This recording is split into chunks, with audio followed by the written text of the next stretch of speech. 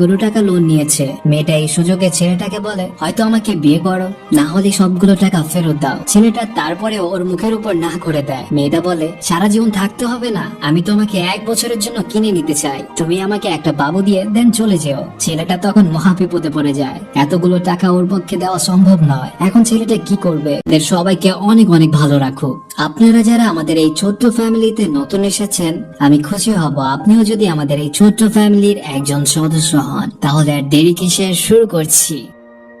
আমার কাছে বিয়েটা একটা বিজনেস হতে পারে, কিন্তু আমার কাছে নয়। যার উপর আমার ফিলিংস নেই, ভালোবাসা নেই, আমি তাকে কিভাবে বিয়ে করব? আমি তোমার অফারটা রিজেক্ট করছি।